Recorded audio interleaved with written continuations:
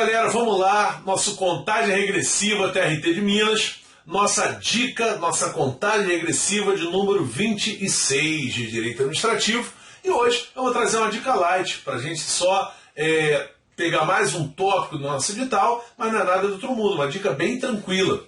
Dentro do nosso edital, quando a gente começa a analisar o direito administrativo, ele fala lá sobre conceito, princípios, e ele fala de um tal de regime jurídico administrativo. Na verdade, eu vou explicar para vocês o que vem a ser o regime jurídico administrativo e o principal, eu vou trazer uma divergência doutrinária que há sobre o tema.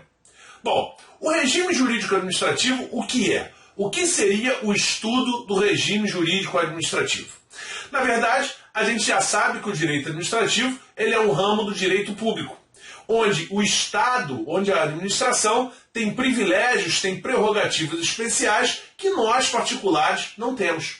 Prevalece no direito administrativo, no estudo do direito administrativo, uma relação de verticalidade. O Estado, defendendo o interesse da coletividade, o interesse da coletividade se sobrepõe ao interesse do particular. Então, o estudo do regime jurídico administrativo seria o conjunto das regras, das normas, dos princípios que regem o direito administrativo.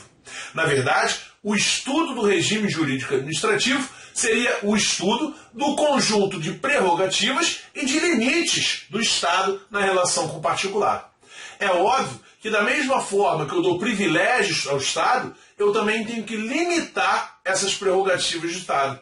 Eu também tenho que limitar a atuação estatal. Então, quando eu falo do regime jurídico administrativo, eu estou falando do estudo dos privilégios e dos limites, das prerrogativas e das sujeições do Estado. E, na verdade, essa análise do regime jurídico administrativo nos leva ao estudo dos princípios da administração pública. E é aí que vem a divergência doutrinária. Por quê? Porque a doutrina administrativa entende que todos os princípios, todas as regras, todas as normas do direito administrativo, eles têm um pai e uma mãe. Na verdade, eu tenho dois princípios básicos, dois princípios basilares, que vão dar origem a todo o direito administrativo. Segundo o professor Celso Antônio Bandeira de Mello, esses princípios são os denominados pedras de toque do direito administrativo. E aí, galera, é que vem a divergência doutrinária. Por quê?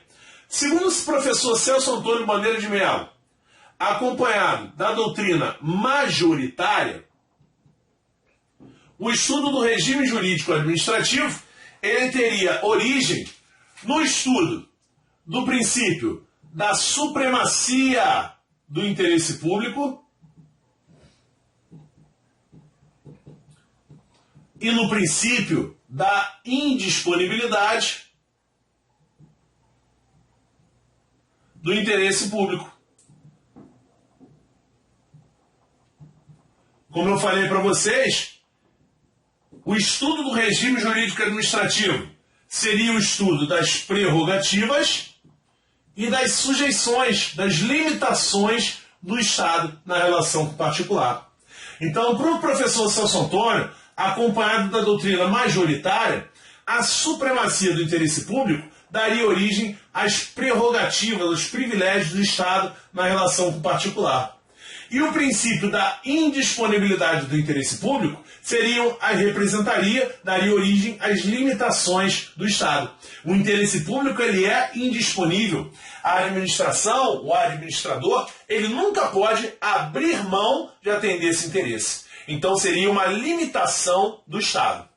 Agora, a professora Maria Silvia Zanella de Pietro, ela entende que o estudo do regime jurídico administrativo está pautado na supremacia do interesse público sobre o particular, ou seja, eu teria aí esse princípio como origem das prerrogativas do Estado na relação com o particular, ou seja, seria o mesmo pai, só que de mães diferentes, porque as limitações do Estado decorrem do princípio da legalidade, segundo a professora Maria Silva de Pietro.